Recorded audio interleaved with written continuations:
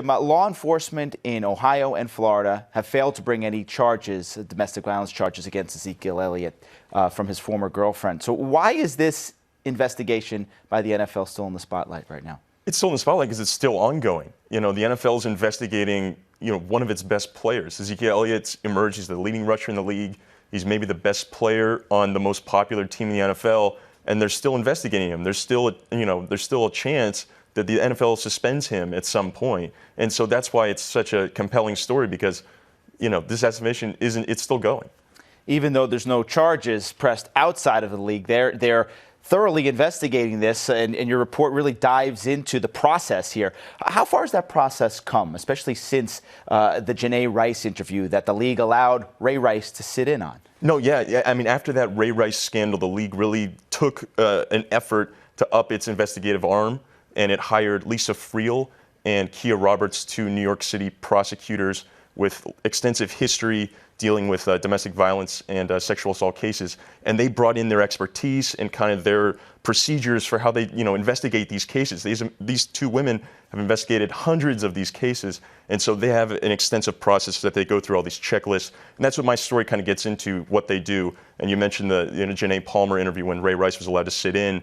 Now, the investigators will go fly to see the accuser in person, interview in private. That's just one of the many checks they go through in the process. How important is it for the league to get these investigations right, especially the scrutiny that they've been under the last few years here? Yeah, I mean, if you're going to do the investigation, you want to get it right? So I think the question then is, that's why this case with Elliott is going on for so long, because they want to be so thorough.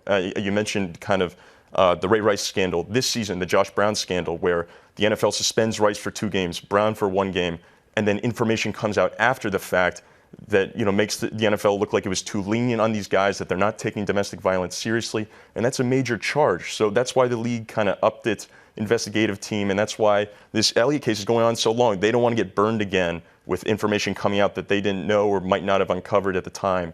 So that's why it's been 3.5 months into the season that's still going on. You mentioned the Josh Brown case where the information came out after the league investigation. Is that a sign that the league is really handcuffed to law enforcement cooperating with them? I know you list that in your report, that law enforcement and the parties involved have to cooperate, and they're under no legal obligation to do so. Yeah, exactly. So the NFL is kind of a little bit handcuffed, a little bit tied to law enforcement in that way. Like you mentioned, they don't have subpoena power. They can't force anyone to talk to them. All they can do is ask. And so with the Josh Brown case that you just mentioned, normally in most situations, what I was told is that the NFL waits until the legal process plays out, so that there's nothing pending, so they can kind of gather all the information. Their mistake in the Brown case was they went ahead, ended their own investigation, suspended him, and then the police came back and said, wait, there was all this other information. Now, the interesting thing is, after the fact, that police department that investigated Brown, they came out and said that there was a miscommunication with the NFL. The person who the NFL assigned to reach out to that law enforcement agency did not come out and say that they did not tell the police that they were with the NFL. So the police didn't know that the NFL was reaching out, and the officer came back and said, if we had known that the NFL was reaching out, we would have told them, slow down. Look, there's more here. We're still going on with their investigation. That didn't happen. So the NFL goes ahead, suspends him 1 game, and look what happened. It comes out that, Brown admitted in journal entries that he's been abusing, his wife for years, and the NFL gets itself into a mess. You mentioned the hires that have been made by the league to help their investigative unit, the steps that they take. Anything in looking at this process surprise you that the NFL does? Yeah, I think just how long it could take for the whole investigative process to play out. I guess because the way they approach it, they have to be very respectful and very professional. With everything. The way that it was kind of termed to me was, imagine an employer investigating one of its employees, right? If your boss came down and investigated you, so they reach out to the victim, the alleged victim, and send the victim a letter, right? And then they circle back, and they're very respectful of her space and time, and just it's a long process of reaching out to these people, the witnesses, law enforcement, and circling back. And there's so many roadblocks, as I mentioned before, they can't subpoena anyone. So it's a long process of how they go about reaching out to these people, and then the people could, like we mentioned, they don't have to talk. So right. Let's circle back to the NFL's open case on Ezekiel Elliott. On Sunday night after the Cowboys-Giants game, you spoke exclusively with Cowboys owner Jerry Jones, and he had this to say on Monday night, saying, quote, "Our policy in the league is basically to satisfy that there's not something that we don't know about."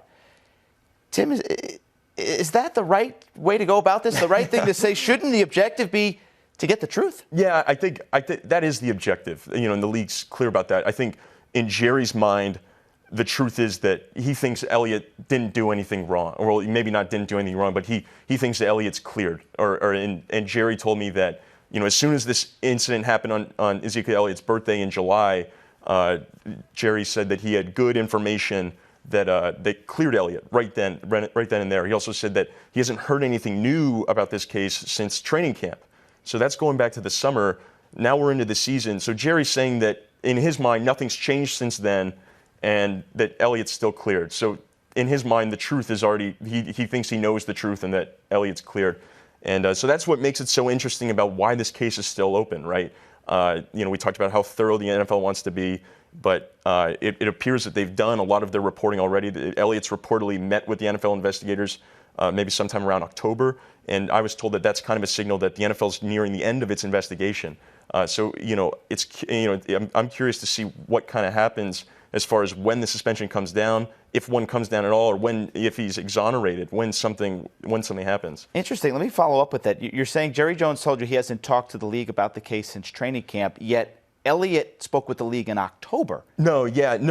So I don't know if Jerry has spoken to the league about the case, but what Jerry was saying, if I can clarify, what Jerry's saying, he hasn't heard any new information, from his sources about the case. So he thinks he has all the information. He hasn't heard anything new from his sources since training camp. So that's why he thinks, that Elliott should be cleared. But it's an awkward time for the NFL. It's December. There's 3 weeks left in the season.